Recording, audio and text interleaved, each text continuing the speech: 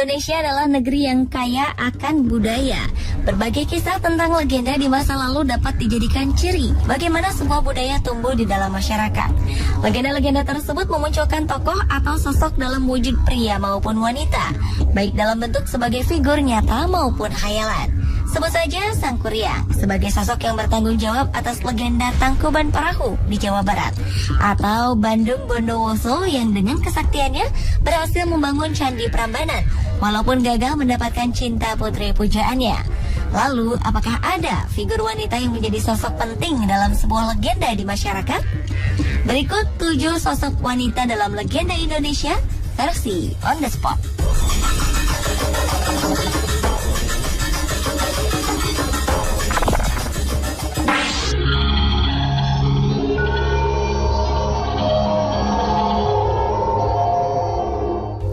Kidul merupakan legenda masyarakat tentang sosok penunggu di pantai selatan Pulau Jawa.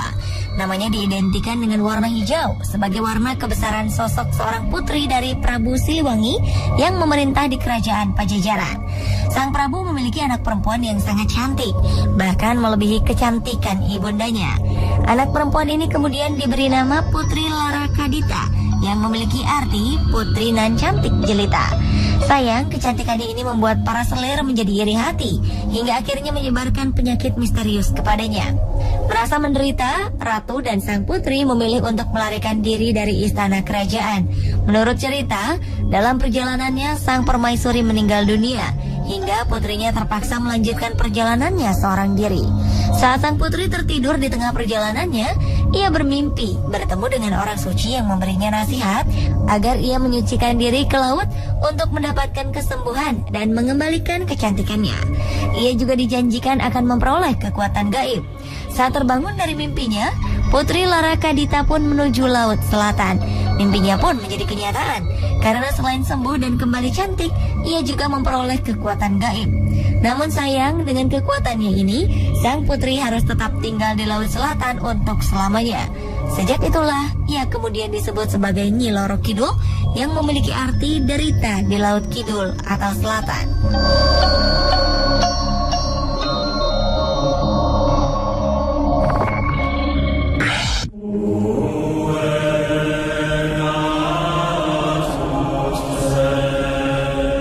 Legenda mengenai keberadaan Nyi Blorong mungkin tidak setenar Nyi Loro Kidul.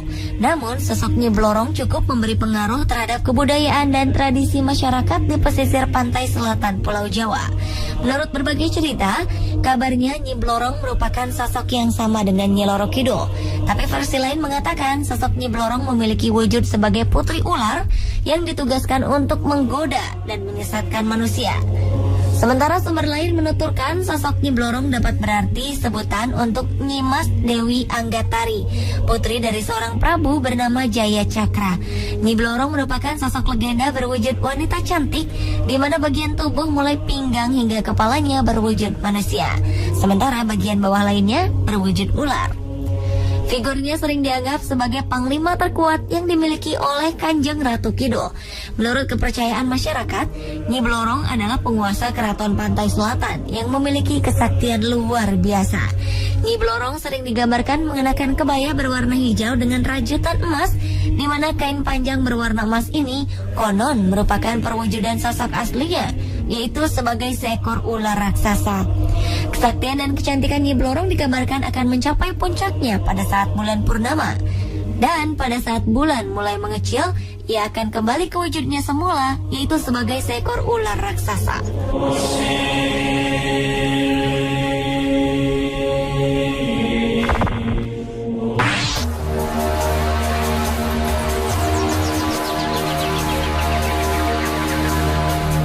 Kisah Nyai Dasima tak lepas dari legenda Betawi sekitar tahun 1813.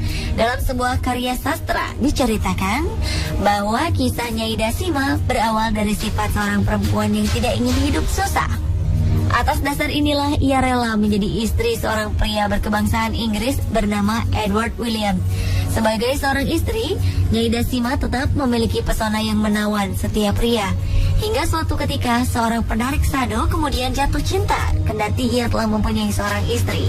Dengan berbagai tipu muslihat, Penarik sado bernama Samiun ini kemudian menggunakan ilmu pelet untuk mendapatkan perhatian Nyai Dasima. Usaha Samiun berhasil. Namun sejak mengalami kerumitan dalam kehidupannya, Nyai Dasima menjadi sangat terpukul. Ia tewas dibunuh dalam kemelaratan yang menerpanya saat itu. Jenazah Nyai Dasima yang dibuang di Sungai Ciliwung dan ditemukan tak jauh dari kediaman Edward William di sekitar Pejambon yang kini telah berubah menjadi Gedung Pancasila. Konon di tempat inilah orang-orang sering melihat sosok perempuan yang diyakini sebagai penjelmaan Nyai Dasima.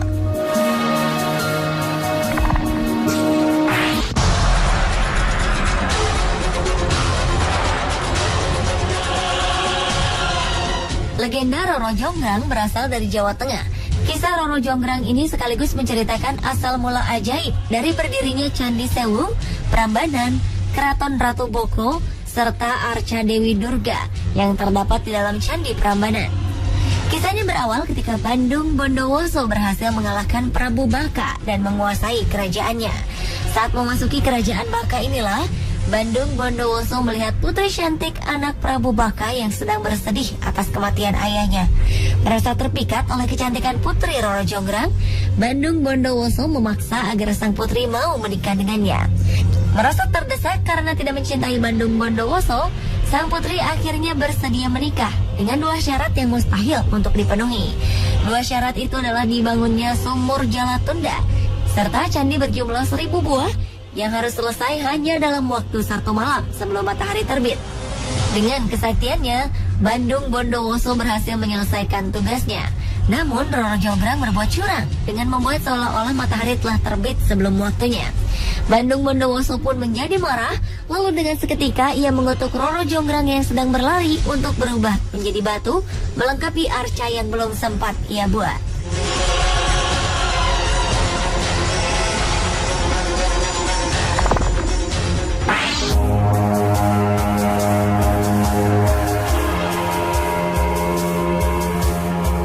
Kisah Roro Mendut merupakan cerita rakyat klasik tentang seorang perempuan cantik dari pesisir pantai Kadipaten Pati pada zaman Sultan Agung di Mataram sekitar abad ke-17.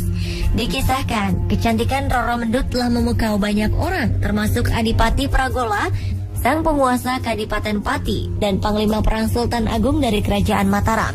Namun demikian, Roro Mendut ternyata bukan sosok perempuan lemah karena ia berani menolak keinginan Tumenggung Wiraguna yang ingin memilikinya. Dengan tegas, Roro Mendut menjatuhkan pilihan kepada seorang pemuda bernama Prana Citra. Tumenggung Wiraguna yang murka dan iri kemudian mengharuskan Roro Mendut membayar pajak kepada Kerajaan Mataram. Hal ini membuat Roro Mendut berpikir panjang untuk mendapatkan uang guna membayar pajak.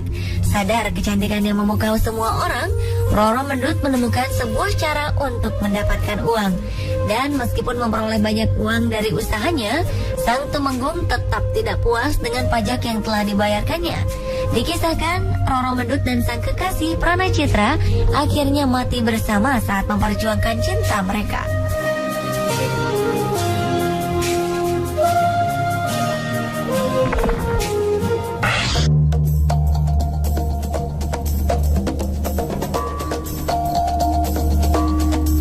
Kisah Nyai Ronggeng beberapa kali dipentaskan dalam berbagai seni drama dan tari di Indonesia. Dikisahkan, jika dahulu kala Nyai Ronggeng pernah hidup di sebuah desa bernama Candi Wulan. Dengan paras cantik, tubuh molek, serta kemampuan menarinya, sosoknya menjelma menjadi seorang perempuan yang disukai oleh banyak pemuda di seluruh penjuru desa. Nyai Ronggeng pun bingung dengan keadaan ini. Dengan tujuan untuk memilih pemuda paling tepat, diadakanlah sayembara untuk memutuskan secara adil siapa yang berhak mendapatkan cinta sang Ronggeng. Persaingan pun berlangsung dengan sangat ketat hingga menyisakan 3 pemuda. Nyai Ronggeng yang tidak bermaksud membuat peperangan di antara pemuda pun menjadi panik. Ia berusaha menghentikan pertarungan dengan berlari ke tengah arena. Sayang, keris milik salah satu pemuda terlempar hingga mengenai tubuh Nyai Ronggeng. Para pemuda itu pun merasa kecewa dan sedih karena perempuan yang dicintai telah tewas. Akhirnya ketiganya membagi jasad Nyai Ronggeng menjadi 3 bagian dan menguburkannya di tempat berbeda, yaitu di sebelah timur, tengah, dan bagian barat desa. Dan hingga kini warga desa tetap menganggap ketiga makam Nyai Ronggeng di wilayahnya sebagai tempat keramat.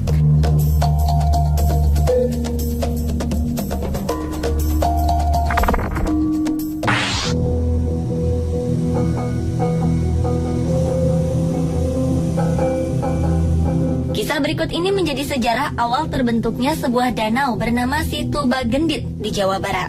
Situ Bagendit adalah nama sebuah danau di Desa Bagendit, Kecamatan Banyoresmi, sekitar 4 km dari kota Garut. Dikisahkan jika pada zaman dahulu kala, di desa ini hidup seorang janda kaya raya, namun memiliki sifat sangat kikir.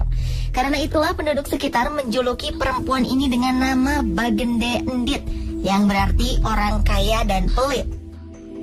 Pernah pada suatu hari, seorang perempuan tua datang meminta sedekah. Namun sayang, ia justru diusir dengan sangat hina oleh Bagende Endit. Hingga akhirnya kisah ketamakan dan kikirnya Bagende Endit pun sampai ke telinga seorang kakek sakti. Kakek ini tiba-tiba datang kepada Bagende Endit untuk meminta air minum kepadanya. Alih-alih mendapatkan air minum, Bagende Endit justru merampas tongkat sang kakek, lalu memukulinya. Setelah itu ia melempar tongkat tersebut. Sang kakek yang tampak kesakitan akhirnya berjalan mengambil tongkatnya itu. Ia lalu menancapkan ujung tongkatnya ke tanah sambil mengutuk sifat jahat yang dimiliki Bagende Endit. Tak perlu menunggu lama, keajaiban pun terjadi. Tanah di mana tongkat itu ditancapkan tiba-tiba mengeluarkan air hingga membuat seluruh desa tenggelam. Warga desa segera mengungsi ke tempat aman, sementara Bagende Endit sibuk menyelamatkan hartanya hingga ia tenggelam. Kini tempat ini telah berubah menjadi sebuah danau yang dikenal dengan nama Situ Bagendit.